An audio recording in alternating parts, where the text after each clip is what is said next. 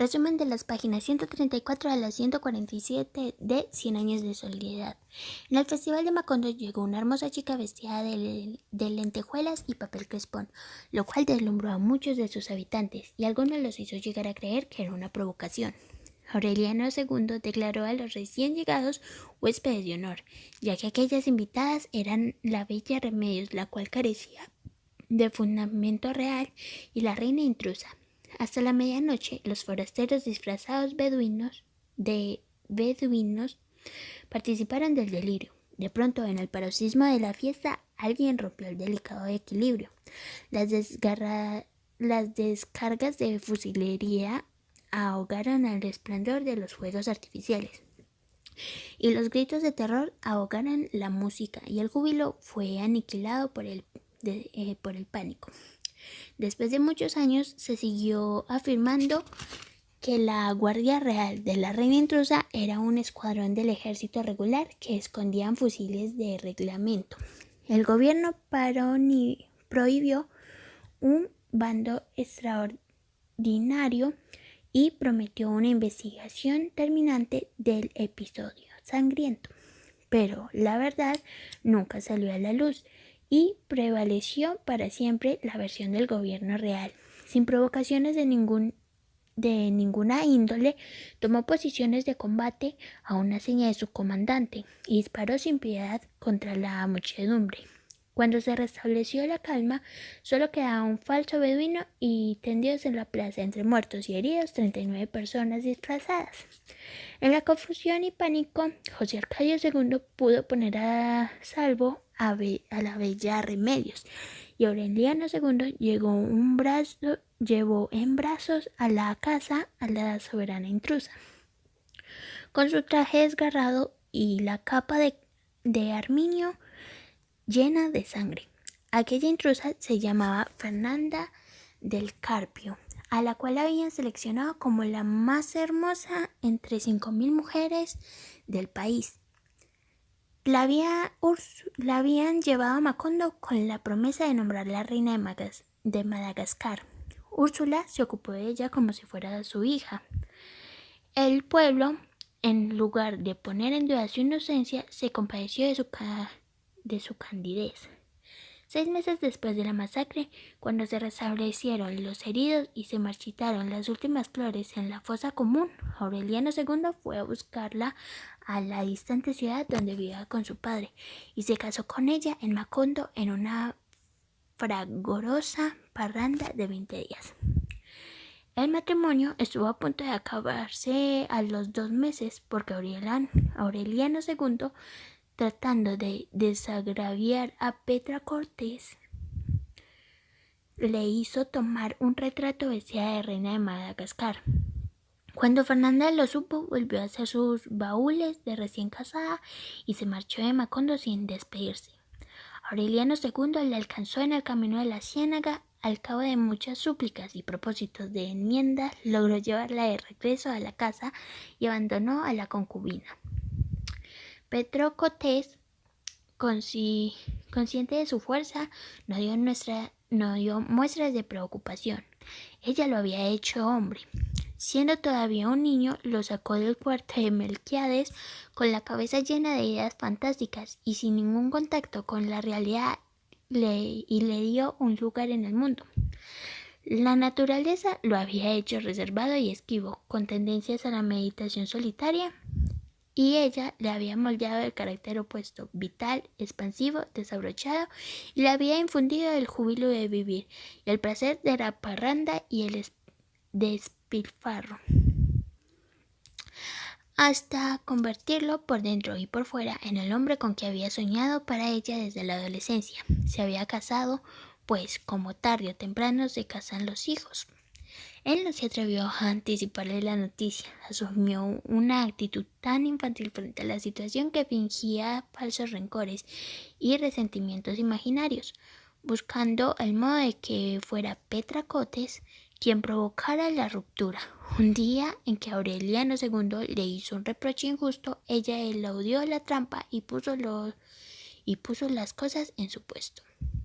Aureliano II, avergonzado, fingió un colapso de cólera, se declaró incomprendido y ultrajado, y no volvió a visitarla. Petra Cotes, sin perder un solo instante su magnífico dominio de fiera en reposo, oyó la música y los cohetes de la boda, el alocado bullicio de la parranda pública, como si todo eso no fuera más que una nueva travesura de Aureliano II.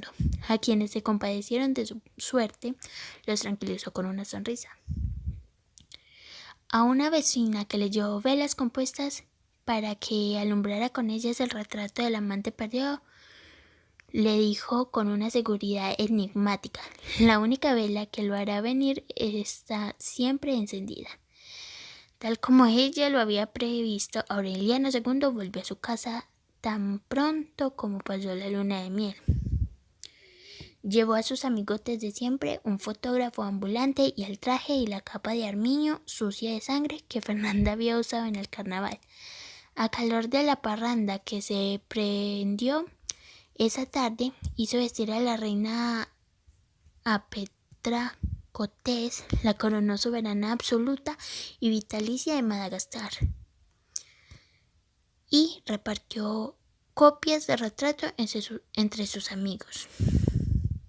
A las 7 de la noche, todavía vestida de reina, lo recibió en la cama. Tenía apenas 2 meses de casado, pero ella se dio cuenta enseguida de que las cosas no andaban bien en el lecho nupcial y experimentó el delicioso placer de la venganza consumada.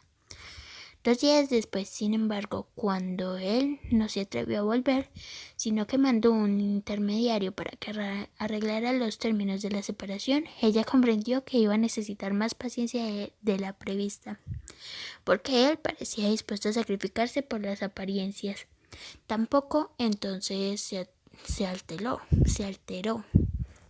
Volvió a facilitar las cosas con una sumisión que confirmó la creencia generalizada de que era una pobre mujer, y el único recuerdo que conservó de Aureliano II fue un par de botines de charol que, según él mismo había dicho, eran los que quería llevar puestos en el ataúd. Los guardó envueltos en trapos en el fondo de un baúl y se preparó para apacentar una espera sin desesperación. No tuvo que esperar tanto como suponía. En realidad, Aureliano II comprendió desde la noche de bodas que volvería a casa de Petra Cotes mucho antes de que tuviera necesidad de ponerse los botines de charol. Fernanda era una mujer perdida para el mundo.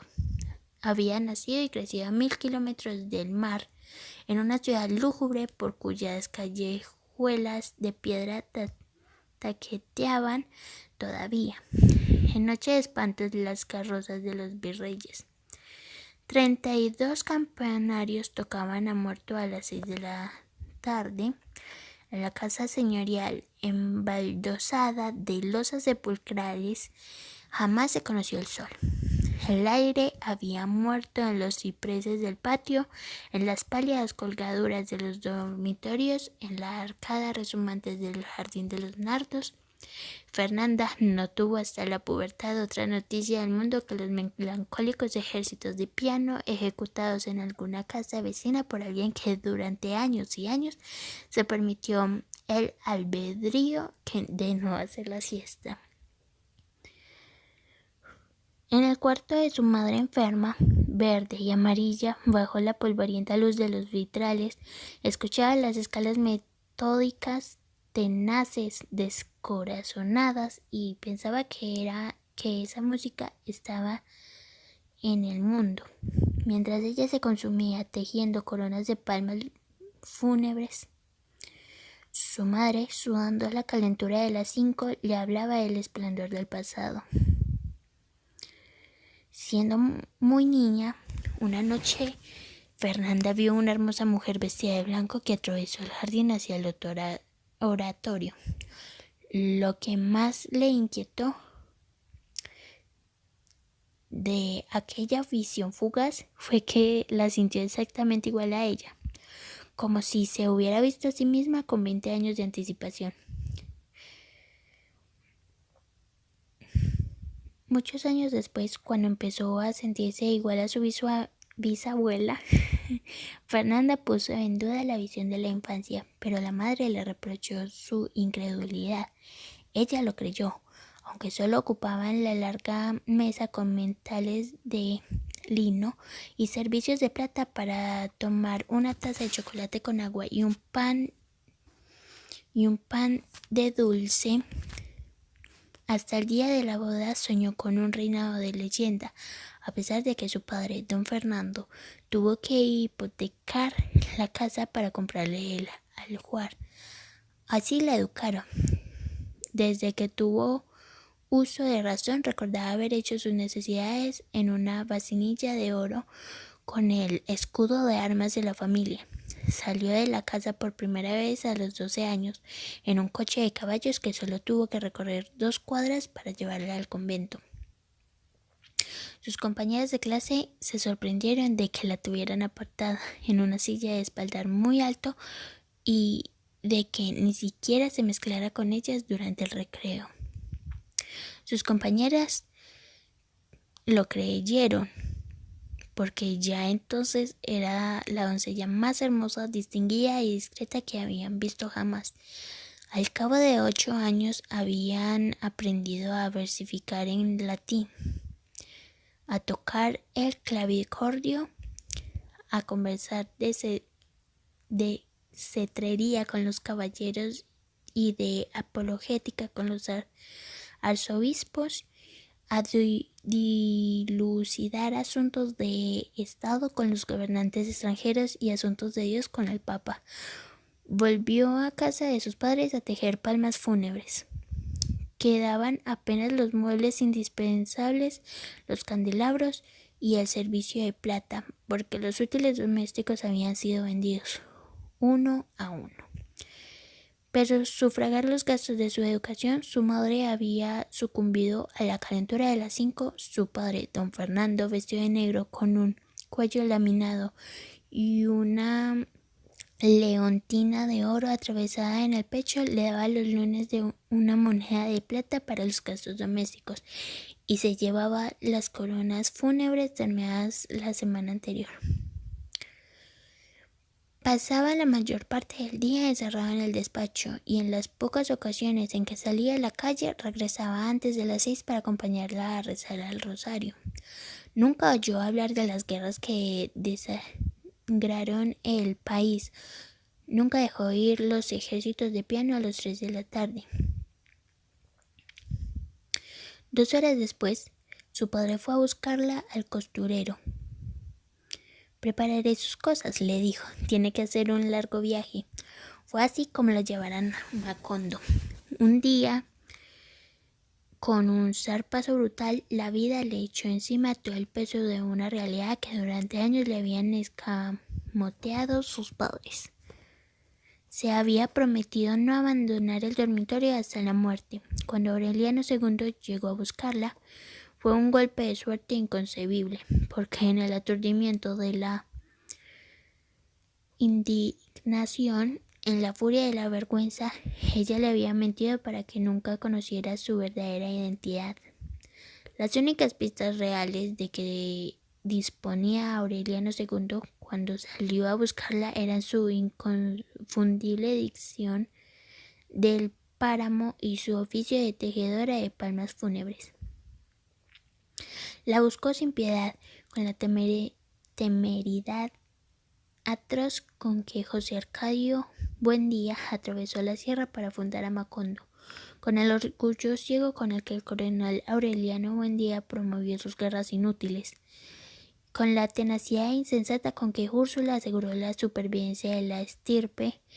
Así buscó Aureliano II a Fernanda, sin un solo instante de desaliento.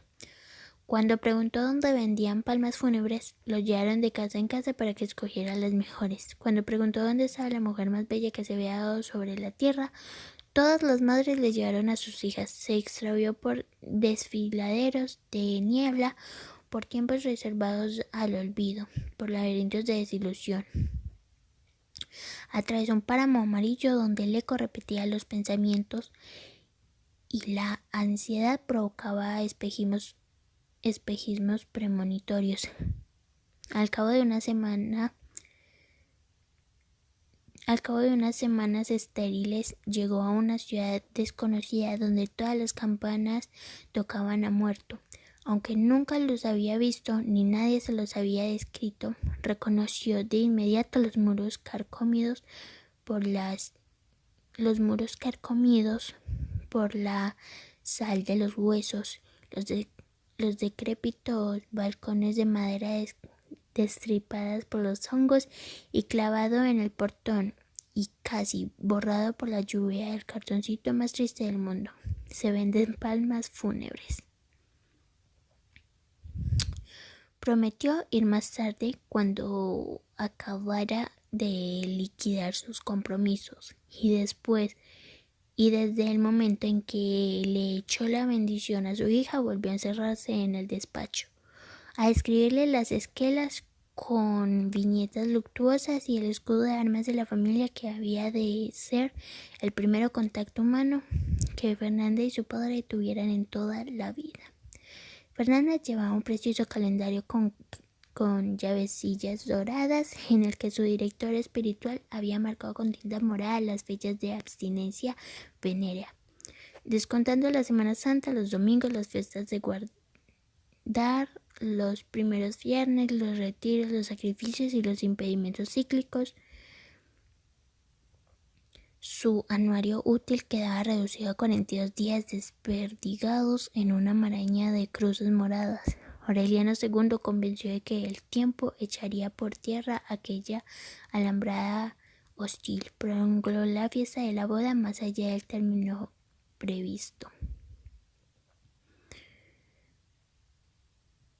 Agotada de tanto mandar al basurero botellas vacías de brandy y champaña para que no congestionara la casa y al mismo tiempo intrigada de que los recién casados durmieron a horas distintas y en habitaciones separadas mientras continuaban los cohetes y la música y los sacrificios de reces, Úrsula recordó su propia experiencia y se preguntó si Fernanda no tendría también un cinturón de castidad que tarde o temprano provocará las burlas del pueblo y diera origen a una tragedia. Tan fascinado estaba con la visión que tardó un instante en darse cuenta de que Fernanda se había puesto un camisón blanco, largo hasta los tobillos y con mangas hasta los puños, y con un ojal grande y redondo, primorosamente ribeteado a la altura del vientre. Aureliano II no pudo reprimir una explosión de risa. «Es lo más obsceno que he visto en mi vida», gritó con una carcajada que resonó en toda la casa. «Me casé con una hermanita de la claridad». Un mes después, no habiendo conseguido que la esposa se quitara el camisón, se fue a hacer el retrato de Petra Cotes vestida de reina. Más tarde, cuando logró que Fernanda regresara a casa, ella cedió a sus apremios en la fiebre de la reconciliación, pero no supo proporcionarle el reposo con el que él soñaba cuando fue a buscarla en la ciudad de los 32 campanarios. Aureliano II solo encontró en ella un hondo sentimiento de desconsolación. Le hizo falta un poco de tiempo para convencerla de tan peregrino expediente, pero cuando por fin lo consiguió, mediante pruebas que parecieron irrefutables, la única promesa que le impuso Fernanda fue que no dejara sorprender por la muerte en la cama de su concubina. El pacto no logró, sin embargo, que Fernanda se incorporara a la familia. En vano insistió Úrsula para que tirara la golilla de lana con que se levantaba cuando había hecho el amor y que provocaba los cuchicheos de los vecinos. Desde aquel día no volvieron a dirigirse la palabra. Cuando las obligaban las circunstancias, se mandaban recados o se decían las cosas indirectamente. A pesar de la visible hostilidad de la familia, Fernanda no renunció a la voluntad de imponer los hábitos de sus mayores. Pero la costumbre se impuso, así como la de rezar el rosario antes de la cena, y llamó tanto la atención de los vecinos que muy pronto circuló el rumor de que los Buendía no se sentaban en la mesa como los otros mortales, sino que habían convertido el acto de comer en una misa mayor. Hasta las supersticiones de Úrsula, surgidas más bien de la inspiración momentánea que de la tradición, entraron en conflicto con las que Fernanda heredó de sus padres y que estaban perfectamente definidas y catalogadas para cada ocasión. Mientras Úrsula disfrutó del dominio pleno de sus facultades, subsistieron algunos de los antiguos hábitos y la vida de la familia conservó una cierta influencia de sus corazonadas, pero cuando perdió la vista y el peso de los años la relegó a un rincón.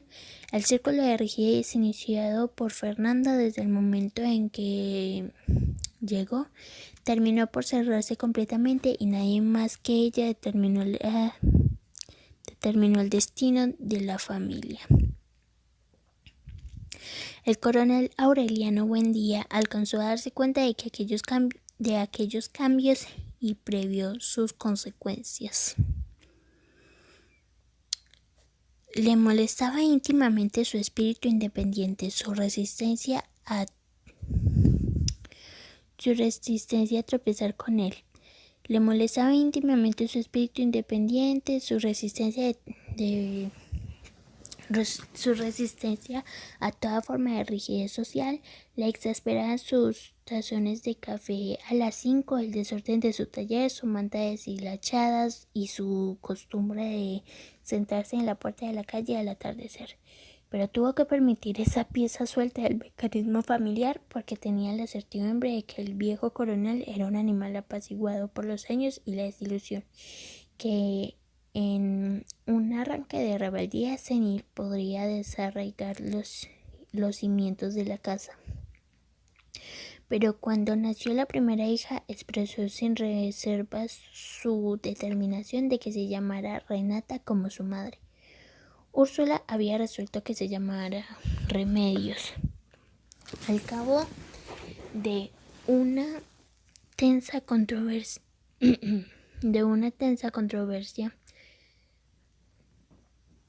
en la que Aureliano II actuó como mediador divertido, la bautizaron con el nombre de Renata Remedios, pero Fernanda la siguió llamando Renata a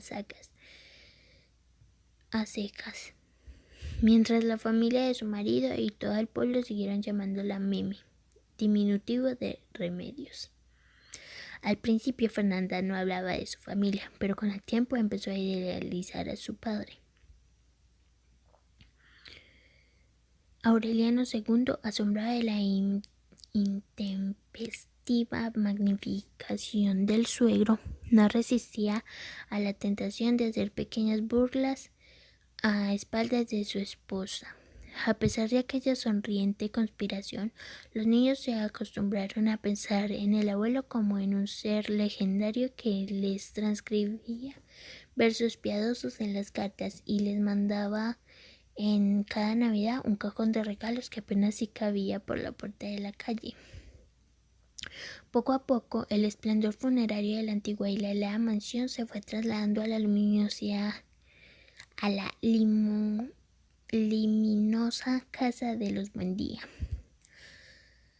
Aunque en los cajones no llegó nunca nada que sirviera a los niños para jugar, estos pasaban el año esperando a diciembre, porque al fin y al cabo los anticuados y siempre imprevisibles regalos constituían una novedad en la casa. En la 10ª Navidad, cuando ya el pequeño José Arcadio se preparaba para viajar al seminario, llegó con una anticipación que en los años anteriores el enorme cajón del abuelo, muy bien clavado e impermeabilizado con brea y dirigido con el habitual letrero de caracteres góticos a la muy distinguida señora doña Fernanda del Carpio de Buendía. Mientras ella leía la carta en el dormitorio, los niños se apresuraron a abrir la caja. Ayudados como de costumbre por Aureliano II, rasparon los sellos de brea, desclavaron la tapa, sacaron el aserrín protector y encontraron dentro un largo cofre de plomo cerrado con pernos de cobre. Poco después del nacimiento de la niña se anunció el inesperado jubileo de coronel Aureliano Buendía, ordenado por el gobierno para celebrar un nuevo aniversario del Tratado de Neerlandia. Fue una determinación tan inconsecuente con la política oficial que el coronel se pronunció violentamente contra ella y rechazó el homenaje. El estrecho taller de orfebrería se llenó de emisarios. Volvieron mucho más viejos y mucho más solemnes los abogados de trajes oscuros que en otro tiempo revolotearon como cuervos en torno al coronel. Cuando éste los vio aparecer como en otro tiempo, llegaba el empantanar la guerra. No pudo soportar el cinismo de sus panegíricos. Les ordenó que lo dejara en paz.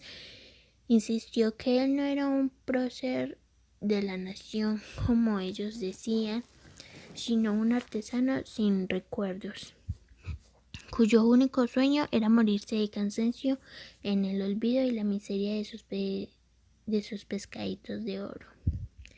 El coronel Aureliano Buendía le mandó a decir palabra por palabra que esperaba con verdadera ansiedad aquella tardía pero merecida ocasión de darle un tiro, no para cobrarle las arbitrariedades y anacronismos de su régimen, sino por faltarle al respeto a un viejo que no le hacía mal a nadie. Cuando éste vio aparecer el mecedor cargado por 4 hombres y vio sentado en él entre grandes almohadas el amigo que compartió sus victorias e infortunios desde la juventud, no dudó un solo instante de que hacía aquel esfuerzo por expresarle su solidaridad, de modo que el jubileo se llevó a cabo sin abstinencia en ninguno de los miembros de la familia, una casualidad que considera con la semana del carnaval, pero nadie logró quitarle al coronel Aureliano Buendía la empecinada idea de que también aquella coincidencia había sido prevista por el gobierno para recalcar la crueldad de la burla. Desde el taller solitario oyó las músicas marciales, las artillerías de aparato, las campanas del Te Deum y algunas frases de los discursos pronunciados frente a la casa, cuando bautizaron la calle con su nombre.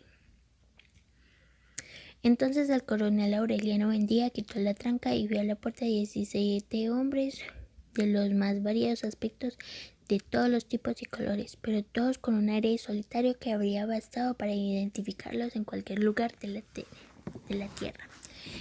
Eran sus hijos, sin ponerse de acuerdo, sin conocerse entre sí, habían llegado desde los más apartados rincones del litoral,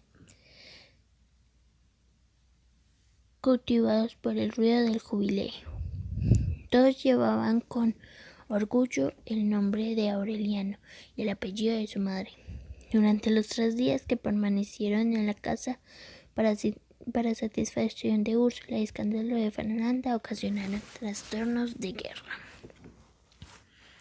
Aquella lista habría permitido hacer una recapitulación de 20 años de guerra.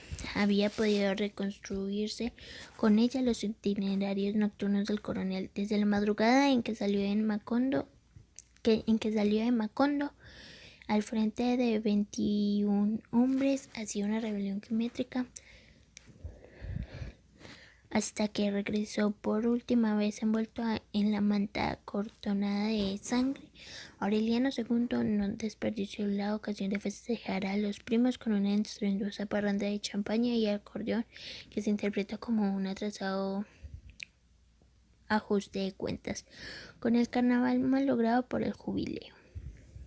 Aureliano II vio las ilimitadas perspectivas de parranda que ofrecía aquella desaforada parentela.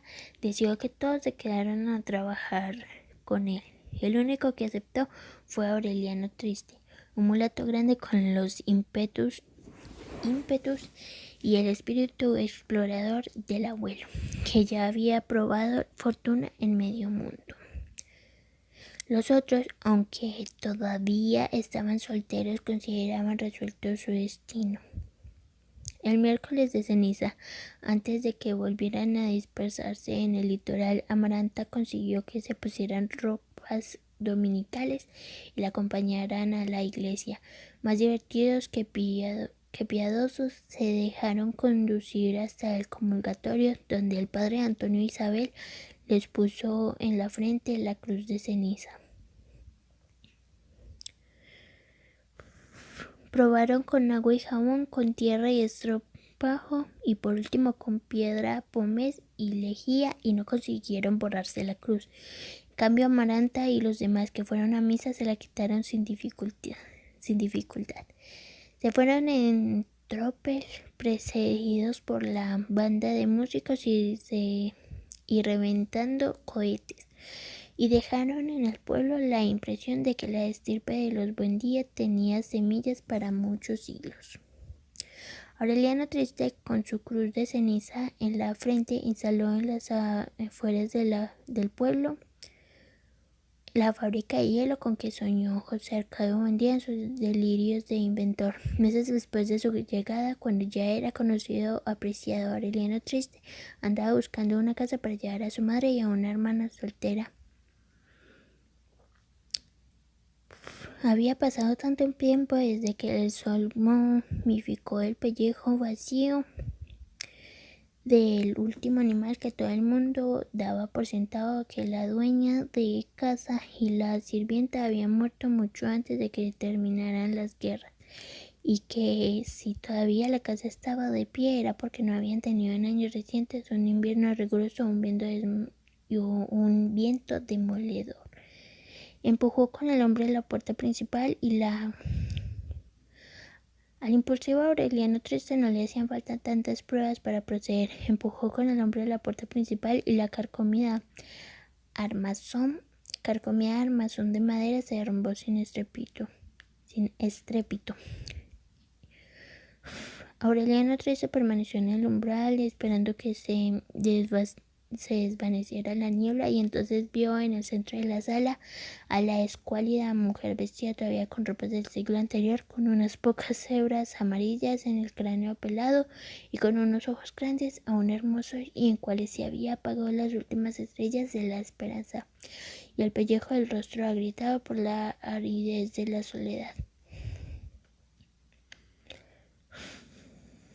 El tiempo, las guerras, los incontables desastres cotidianos la habían hecho olvidarse de Rebeca. La única que no había perdido un solo instante la conciencia de que estaba viva, pudriéndose en su sopa de larvas, era la implacable y envejecida Amaranta. Pensaba en ella al amanecer, cuando el hielo del corazón la despertaba en la cama solitaria, y pensaba en ella cuando se jabonaba los senos marchitos y el vientre macilento, y cuando se ponían los blancos pollerines y corpiños de holán de la vejez, y cuando se cambiaba en la mano la venda negra de la terrible expiación. Siempre a toda hora, dormida y despierta,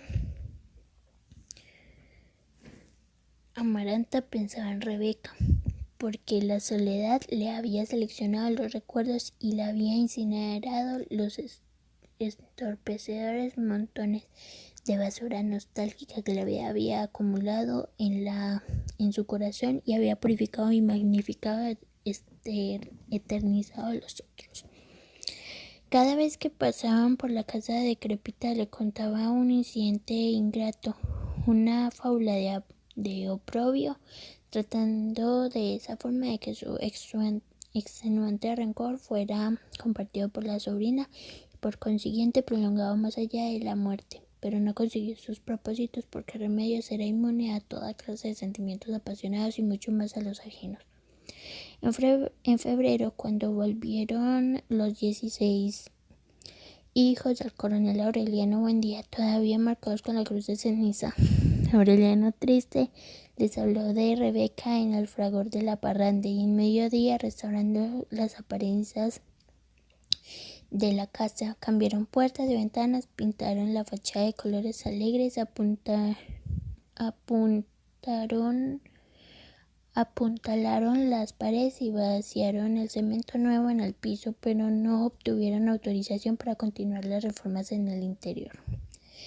La segunda visita que hicieron a Macondo los hijos del coronel Aureliano Buendía, otro de ellos, Aureliano Centeno, se quedó trabajando con Aureliano Tristero, uno de los primeros que habían llegado a la casa por el bautismo, y Úrsula y Amaranta lo recordaban muy bien porque había destrozado en pocas horas cuanto objeto quebradizo pasó por sus manos.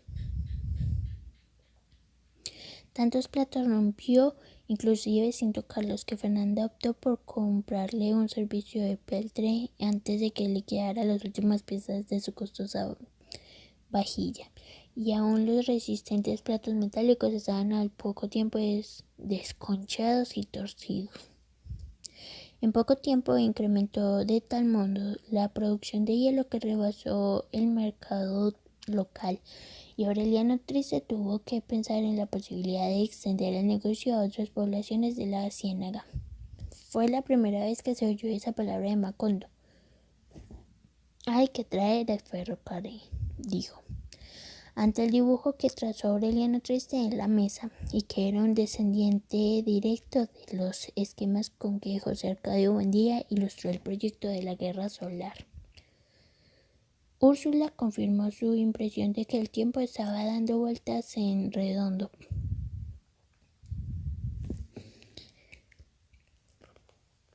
Pero al contrario de su abuelo, Aureliano Triste no perdía el sueño ni el apetito, ni atormentaba a nadie con crisis de mal humor, sino que concebía los proyectos más desatinados como posibles inmediatas. Elaboraba cálculos racionales sobre costos y plazos y los llevaba a términos sin intermedios de exasperación. Aureliano Triste consultó el calendario y se fue el miércoles siguiente para estar de vuelta cuando pasaron las lluvias.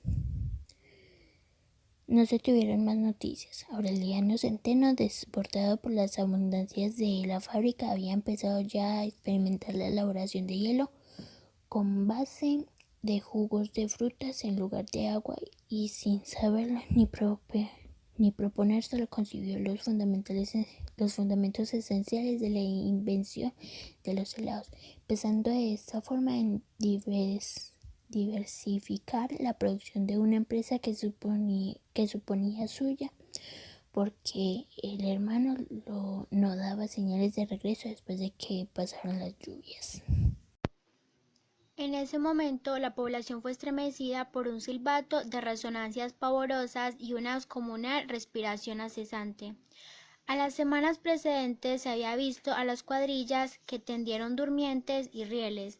Nadie les prestó atención porque pensaron que era un artificio de los gitanos que habían vuelto con su centenario y desprestigiado dale que dale de pitos y sonajas pregonando las excelencias de quien iba a saber qué pendejo menjunje de jarapellinosos genios jerosolimitanos. Pero cuando se restablecieron del concierto, todos los habitantes se echaron a la calle y vieron triste a Aureliano saludando con la mano desde la locomotora, y vieron el tren adornado de flores que llegó con 8 meses de retraso, el inocente tren amarillo que con tantas calamidades y nostalgias tenía que llegar a Macondo. La gente de Macondo estaba deslumbrada por tantas y tan maravillosas invenciones que no sabían por dónde empezar a asombrarse. Se trasnochaban contemplando las pálidas bombillas eléctricas alimentadas por la planta que llevó Aureliano en el segundo viaje del tren. Se indignaron con las imágenes que el próspero comerciante don Bruno Crespi proyectaba en el teatro con taquillas de bocas de león, porque un personaje muerto y sepultado en una película y por cuya gracia se derramaron lágrimas de aflicción reapareció vivo y convertido en árabe en la película siguiente. El público no pudo soportar aquella burla inaudita y rompió la silletería. El alcalde, a instancias de Bruno Crespi, explicó mediante un bando que el cine era una máquina de ilusión que no merecía los desbordamientos pasionales del público. Ante la explicación, muchos estimaron que habían sido víctimas de nuevos aparatos, asunto de gitanos, y optaron no volver al cine, porque consideraron que ya tenían suficiente con sus propias penas. Algo ocurrió con los gramófonos de cilindros que llevaron las matronas de Francia en sustitución de los organillos y que tan hondamente aferraron por un tiempo intereses de la banda de músicos. Al principio, la curiosidad multiplicó la clientela de la calle prohibida y se supo de señoras respetables que se disfrazaron de villanos para observar la novedad del gramófono. Pero tanto y de tan cerca los observaron que muy pronto llegaron a la conclusión de que no era un molino de sortilegio, como todos pensaban, sino un truco mecánico que no se comparaba con algo tan conmovedor, tan humano y lleno de verdad cotidiana. Fue una desilusión tan grave que cuando los gramófonos se popularizaron hasta el punto de que hubo uno en cada casa, no se les tuvo como objetos para entrenamiento de adultos, sino como una cosa buena para que la sirvieran los niños. Cuando alguien del pueblo tuvo la oportunidad de comprobar la cruda realidad del teléfono instalado en la estación del ferrocarril, que a causa de la manivela se consideraba como una versión rudimentaria del gramófono, hasta los más incrédulos se desconcertaron. Era como si Dios hubiera resuelto poner a prueba toda capacidad de asombro y mantuviera a los habitantes de Macondo en un vaivén entre el alborozo y el desencanto, la duda y la revelación, hasta el extremo de que ya nadie podía saber dónde estaban los límites de la realidad. Era un intricado fragollo de verdades y espejismos que convulsionó de impaciencia al espectro de José Arcadio Buendía y lo obligó a caminar por toda la casa, aún a pleno día. Desde que el ferrocarril fue inaugurado oficialmente y empezó a llegar con regularidad los miércoles a las 11 y se construyó la estación de madera con un escritorio de teléfono y una ventanilla para vender los pasajes por las calles de Macondo, se vieron hombres y mujeres que fingían actitudes comunes y corriente, como que en realidad parecían gente de circo. En un pueblo escalado por el escarmiento de los gitanos, no había un buen porvenir para aquellos equilibristas del comercio ambulante. Uno de tantos miércoles llegó a Macondo y alborozó en la casa el rechoncho y sonriente señor Herbert. Nadie lo distinguió en la mesa mientras no se comió el primer racimo de bananos.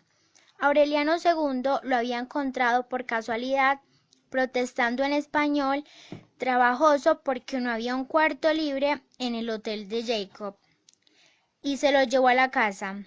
Tenía un negocio de globos cautivos que había llevado por medio mundo con excelentes ganancias, pero no consiguió elevar a nadie en Macondo.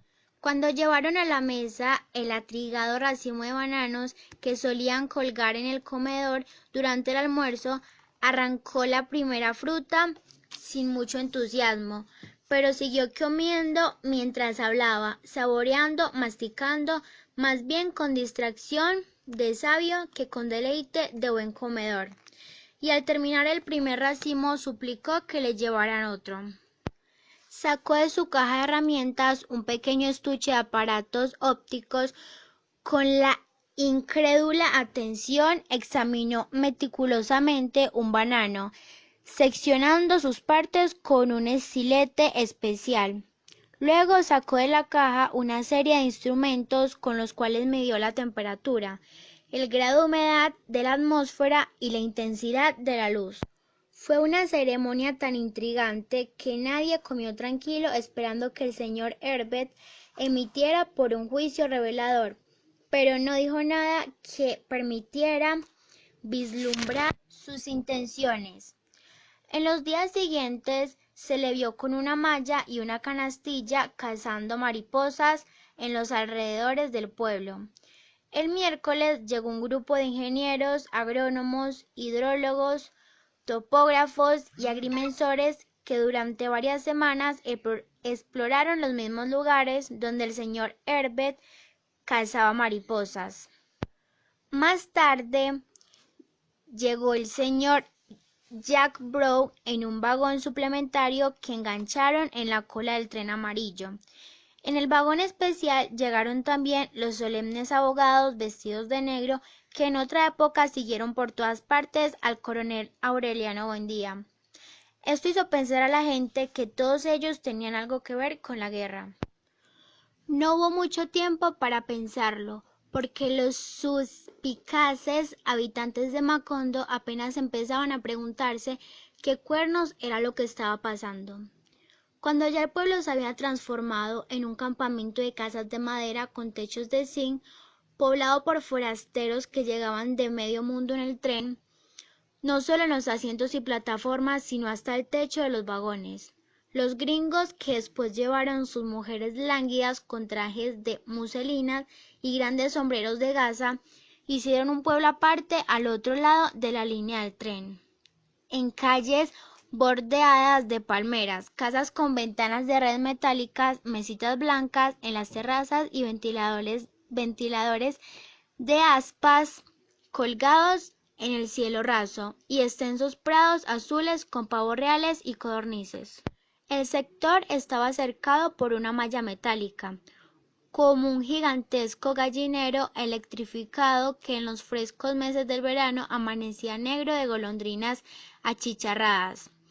Nadie sabía aún qué era lo que buscaban, o si en verdad no era más que filántropos y ya habían ocasionado un trastorno colosal, mucho más perturbador que el de los antiguos gitanos, pero menos transitorio y comprensible. Fue en esa ocasión cuando construyeron una fortaleza de hormigón sobre la colorida tumba de José Arcadio, para que el olor a pólvora del cadáver no contaminara las aguas. Para los forasteros que llegaban sin amor, convirtieron la calle de las cariñosas matronas de Francia en un pueblo más extenso que el otro, y un miércoles de gloria llevaron un tren cargado de prostitutas inverosímiles, hembras babilónicas adiestradas en recursos inmemorables y provistas de toda clase de ungüentos y dispositivos para estimular a los inermes, despabilar a los tímidos, saciar a los voraces, exaltar a los modestos, escarmentar a los múltiples y corregir a los solitarios. Fue una invasión tan tumultuosa e intempestiva que en los primeros tiempos fue imposible caminar por la calle con el estorbo de los muebles y los baúles, y el trajín de carpintería de quienes paraban sus casas en cualquier terreno pelado sin permiso de nadie, y el escándalo de las parejas que colgaban sus hamacas entre los almendros y hacían el amor bajo los toldos a pleno día y a la vista de todo el mundo. Tantos cambios ocurrieron en tan poco tiempo que en 8 meses después de la visita del señor Herbert, los pocos antiguos habitantes de Macondo se levantaban temprano a conocer su propio pueblo. Miren la vaina que nos hemos buscado, solía decir entonces el coronel Aureliano Buendía, no más por invitar un gringo a comer guineo. Aureliano II, en cambio, no cabía de contento con la avalancha de forasteros. La casa se llenó de pronto de huéspedes desconocidos, de invencibles parranderos mundiales, y fue preciso agregar dormitorios en el patio, ensanchar el comedor y cambiar la antigua mesa por una de 16 puestos, con nuevas vajillas y servicios, y aun así hubo que establecer turnos para almorzar. Fernanda tuvo que atragantarse sus escrúpulos y atender como a reyes a invitados de la más perversa condición, que embarraban con sus botas el corredor, se orinaban en el jardín, extendían sus petates en cualquier parte para hacer las siestas y hablaban sin fijarse en sus susceptibilidades de damas ni remilgos de caballeros. Úrsula, en cambio, aun en los tiempos en que ya arrastraba los pies y caminaba tanteando en las paredes, experimentaba un alborozo pueril cuando se aproximaba la llegada del tren. Hay que hacer carne y pescado, ordenaba a las 4 cocineras que se afanaban por estar a tiempo bajo la imperturbable dirección de Santa Sofía de la Piedad. Hay que hacer de todo, insistía, porque nunca se sabe qué quieren comer los que vienen. Remedios, la bella, fue la única que permaneció inmune a la peste del banano. Se estancó en una adolescencia magnífica, cada vez más impermeable a los formalismos, más indiferente a la malicia y la suspicacia. Feliz en un mundo propio de realidades simples. Remedios, la bella, trataba a los hombres sin la menor malicia y acababa de trastornarlos con sus inocentes complacencias. Cuando Úrsula logró imponer la orden de que comiera con Amaranta en la cocina para que no la volvieran los forasteros, ella se sintió más cómoda porque al fin y al cabo quedaba a salvo de toda disciplina. En realidad le daba lo mismo comer en cualquier parte y no a horas fijas, sino de acuerdo con las alternativas de su apetito. A veces se levantaba a almorzar a las 3 de la madrugada, dormía todo el día y pasaba varios meses con los horarios trastocados, hasta que algún incidente casual volvía a ponerla en orden. Cuando las cosas andaban mejor, se levantaba a las 11 de la mañana y se encerraba hasta 2 horas completamente desnuda en el baño, matando alacranes mientras se despejaba del denso y prolongado sueño.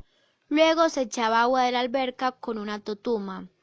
Era un acto tan prolongado, tan meticuloso, tan rico en situaciones ceremoniales, que quien no la conociera bien habría podido pensar que estaba entregada a una merecida adoración de su... Para ella, sin embargo, aquel rito solitario carecía de toda sensualidad y era simplemente una manera de perder el tiempo mientras le daba hambre. Un día, cuando empezaba a bañarse, un forastero levantó una teja del techo y se quedó sin aliento ante el tremendo espectáculo de su desnudez. Ella vio los ojos desolados a través de esas tejas rotas y no tuvo una reacción de vergüenza, sino de alarma. «Cuidado», exclamó, «se va a caer». «Nada más quiero verla», murmuró el forastero. «Ah, bueno», dijo ella, «pero tenga cuidado que esas tejas están podridas». El rostro del forastero tenía una dolorosa expresión de estupor y parecía batallar sordamente contra sus impulsos primarios para no disipar el espejismo. Remedios, la bella, pensó que estaba sufriendo con el temor de que se rompieran las tejas y se bañó más deprisa que de costumbre para que el hombre no siguiera en peligro. Mientras echaba agua de la alberca, le dijo que era un problema que el techo estuviera de ese estado, pues ella creía que la cama de hojas podridas por la lluvia era lo que llenaba el baño de alacranes. El forastero confundió aquella chacharra con una forma de disimular la complacencia, de modo que cuando ella empezó a jabonarse, se vio a la tentación de dar un paso adelante. «Déjeme jabonarla», murmuró. «Le agradezco la buena intención», dijo ella, «pero me basto con mis 2 manos». «Aunque sea la espalda», suplicó el forastero. «Sería una ociosidad», dijo ella. «Nunca se ha visto que la gente se jabone la espalda». Después, mientras se secaba, el forastero le suplicó con los ojos llenos de lágrimas que se casara con él. Ella le contestó sinceramente que nunca se casaría con un hombre tan simple que perdía casi 1 hora y hasta se quedaba sin almorzar solo por ver bañarse a una mujer. Al final, cuando se puso balandrán, el hombre no pudo soportar la comprobación de que en efecto no se ponía nada abajo, como todo el mundo sospechaba, y se sintió marcado para siempre con el hierro ardiente de aquel secreto. Entonces quitó 2 tejas más para descolgarse en el interior del baño. Para la gente de Macondo era una distracción reciente recorrer las húmedas e interminables avenidas bordeadas de bananos, donde el silencio parecía llevado de otra parte, todavía sin usar, y era por eso tan torpe para transmitir la voz. A veces no se entendía muy bien lo dicho a medio metro de distancia, y sin embargo resultaba perfectamente comprensible al otro extremo de la plantación. Para los muchachos de Macondo, aquel juego novedoso era motivo de risas y sobresaltos, de sustos y burlas, y por las noches se hablaba del paseo como de una experiencia de sueño. Era tal el prestigio de aquel silencio que Úrsula no tuvo corazón para privar de la diversidad a Remedio, la bella, y le permitió ir una tarde, siempre que se pusiera un sombrero y un traje adecuado. Desde que el grupo de amigas entró a la plantación, el aire se impregnó de una fragancia mortal. Los hombres que trabajaban en las zanjas se sintieron poseídos por una rara fascinación, amenazados por un peligroso invisible, y muchos sucumbieron a los terribles deseos de llorar. Remedios la Bella y sus espantadas amigas lograron refugiarse en una casa próxima cuando estaban a punto de ser asaltadas por un tropel de machos feroces. Poco después fueron rescatadas por los 4 aurelianos, cuyas cruces de ceniza infundían un respeto sagrado, como si fueran una marca de casa, un sello de invulnerabilidad. Remedios la Bella no le contó a nadie que uno de los hombres, aprovechando el tumulto, le alcanzó a agredir el vientre con una mano, más bien parecía una garra de águila aferrándose al borde de un precipicio. Ella se enfrentó al agresor en una especie de deslumbramiento instantáneo, y vio los ojos desconsolados que quedaron impresos en su corazón como una brasa de lástima. Esa noche el hombre se jactó de su audacia y presumió de su suerte en la calle de los Turcos, minutos antes de que la pata de un caballo le destrozara el pecho, y una muchedumbre de forasteros lo viera agonizar en mitad de la calle, ahogándose en vómitos de sangre. La suposición de que Remedios la Bella poseía poderes de muerte estaba entonces sustentada por 4 hechos irrebatibles, aunque algunos hombres ligeros de palabra se complacían en decir que bien valía sacrificar la vida por una noche de amor con tan conturbadora mujer. La verdad fue que ninguno hizo esfuerzos para conseguirlo. Úrsula no volvió a ocuparse de ella. En otra época, cuando todavía no renunciaba al propósito de salvarla para el mundo, procuró que se interesara por los asuntos elementales de la casa. Los hombres piden más de lo que tú crees, le decía enigmamente. Hay mucho que cocinar, mucho que barrer, mucho que sufrir por pequeñeces, además de lo que crees. En el fondo se engañaba a sí misma tratando de adiestrarla para la felicidad doméstica, porque estaba convencida de que una vez satisfecha la pasión, no había un hombre sobre la tierra capaz de soportar, así fuera por un día, una negligencia que estaba más allá de toda comprensión. El nacimiento del último José Arcadio y su inquebrantable voluntad de educarlo para papá terminaron por hacerla desistir de sus preocupaciones por la bisnieta. La abandonó a su suerte confiando que tarde o temprano ocurriera un milagro, y que en ese momento, donde había de todo, hubiera también un hombre con suficiente cachaza para cargar con ella. Ya desde hace mucho antes, Amaranta había renunciado a toda tentativa de convertirla en una mujer inútil. Desde las tardes olvidadas del costurero, cuando la sobrina apenas se interesaba por darle vueltas a la manivela de la máquina de coser, llegó a la conclusión simple de que era boba.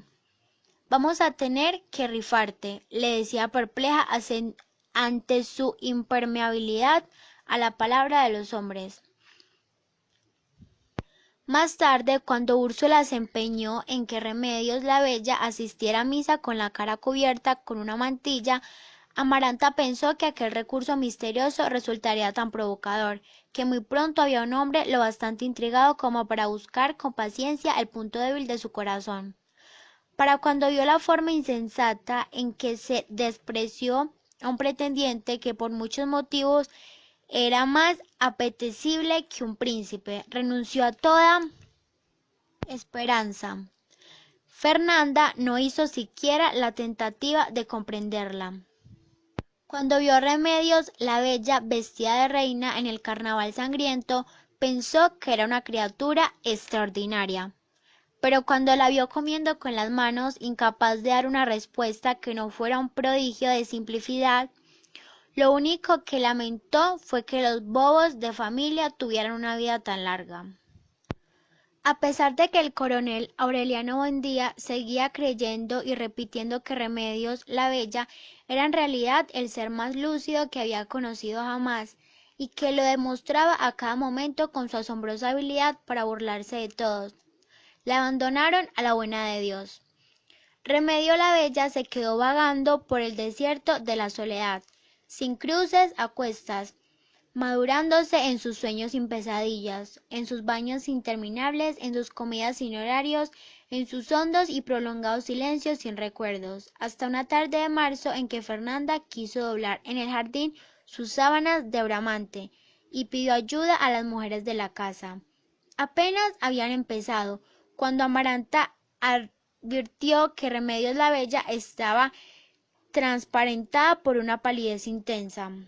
¿Te sientes mal?, le preguntó.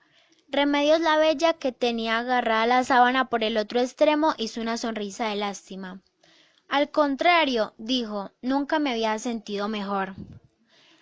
Acabo de decirlo cuando Fernanda sintió que un delicado viento de luz le arrancó las sábanas de las manos y las desplegó en toda su amplitud. En el curso de esta semana, por distintos lugares del litoral, sus 17 hijos fueron cazados como conejos por criminales invisibles que apuntaron al centro de sus cruces de ceniza. Aureliano triste salía de la casa de su madre a las 7 de la noche, cuando un disparo de fusil surgido de la oscuridad le perforó la frente. Aureliano Centeno fue encontrado en la hamaca que solía colgar en la fábrica, con un punzón de picarielo clavado hasta la empuñadura entre las cejas. Aureliano Serrador había dejado a su novia en casa de sus padres, después de llevarla al cine, y regresaba por la iluminada calle de los Turcos cuando alguien que nunca fue identificado por la muchedumbre disparó un tiro de revólver que lo derribó dentro de un caldero de manteca hirviendo. Pocos minutos después, alguien llamó a la puerta del cuarto donde Aureliano Arcaya estaba encerrado con una mujer, y le gritó: «¡Apúrate, que están matando a tus hermanos!». La mujer que estaba con él contó después que Aureliano Arcaya salió de la cama y abrió la puerta, y fue esperado con una descarga de Mauser que les barató el cráneo. Aquella noche de muerte, mientras la casa se preparaba para velar los 4 cadáveres, Fernanda recorrió el pueblo como una loca buscando a Aureliano II, a quien Petra Cotes encerró en un ropero creyendo que la consigna de exterminio incluía a todo el que le llevara el nombre del coronel.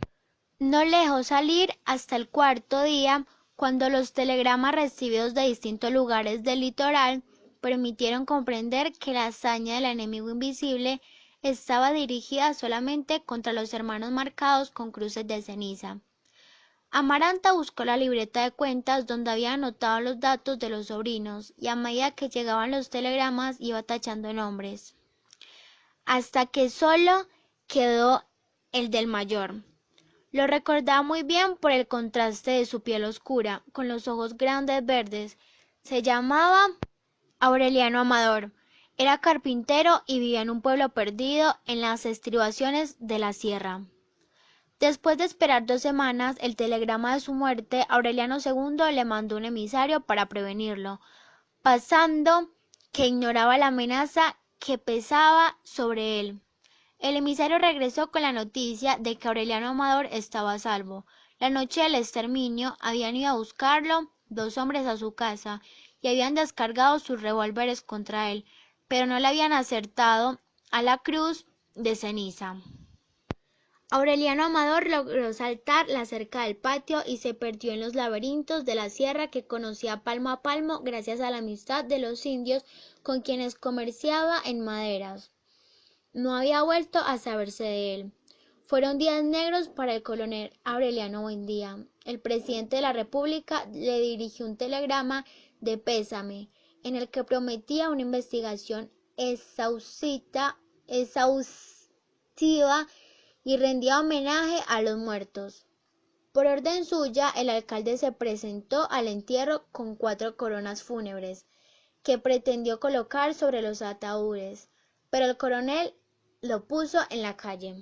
El coronel Aureliano Buendía era el único habitante de la casa que no seguía viendo al potente anciano agobiado por medio siglo de intemperie. «Saluda a tu padre», le dijo Úrsula. Él se detuvo un instante frente al castaño y una vez más comprobó que tampoco aquel espacio vacío le suscitaba ningún afecto. «¿Qué dice?», preguntó. «Está muy triste», contestó Úrsula. «¿Por qué cree que te vas a morir?»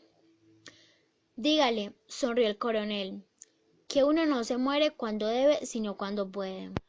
El presagio del padre muerto removió el último rescoldo de soberbia que le quedaba en el corazón, pero él lo confundió con un repentino soplo de fuerza. Fue por eso que accedió a Úrsula para que le revelara en qué lugar del patio estaban encerradas las monedas de oro que encontraron dentro del San José de yeso. «Nunca lo sabrás», le dijo ella con una firmeza inspirada en un viejo escarmiento. «Un día», agregó, «ha de aparecer el dueño de esa fortuna, y solo él podrá desenterrarla». Nadie sabía por qué un hombre que siempre fue tan desprendido había empezado a codiciar el dinero con semejante ansiedad, y no las modestas cantidades que le habrían bastado para resolver una emergencia, sino una fortuna de magnitudes desatinadas cuya sola mención dejó sumido en un mar de asombro de Aureliano II. Los viejos copartidarios a quienes acudió en demanda de ayuda se escondieron para no recibirlo. Fue por esa época que se le oyó decir la única diferencia actual entre liberales y conservadores, en que los liberales van a misa de 5 y los conservadores van a misa de 8. Sin embargo, insistió tanto ahínco, suplicó de tal modo, quebrantó a tal punto sus principios de dignidad, que con un poco de aquí y otro poco de allá, deslizándose por todas partes con una diligencia sigilosa y una perseverancia despiadada, consiguió reunir en 8 meses más dinero del que Úrsula tenía enterrado. Entonces visitó al enfermo coronel Gerineldo Márquez para que lo ayudara a promover la guerra total. En un cierto momento, el coronel Gerineldo Márquez era en verdad el único que habría podido mover, aunque desde su mecedor del paralítico, los enmohecidos hilos de la rebelión. El coronel Aureliano Buendía se refugiaba en el exilio de sus pescaditos de oro. Él se mantuvo en contacto con los oficiales rebeldes que le fueron fieles hasta la derrota. Hizo con ellos la guerra triste de la humillación cotidiana, de las súplicas y los memoriales, del vuelva mañana, del ya casi, del estamos estudiando su caso con la debida atención. La guerra perdida sin remedios contra los muy atentos y seguros servidores que debían asignar y no asignaron nunca las pensiones vitalicias. La otra guerra, la sangrienta, de 20 años, no les causó tantos estragos como la guerra corrosiva del eterno aplazamiento. El propio coronel Gerineldo Márquez, que escapó a 3 atentados, Sobrevivió a 5 heridas y salió ileso de incontables batallas, sucumbió al asedio atroz de la espera y se hundió en la derrota miserable de la vejez, pensando en Amaranta y en los rombos de la luz de una casa prestada.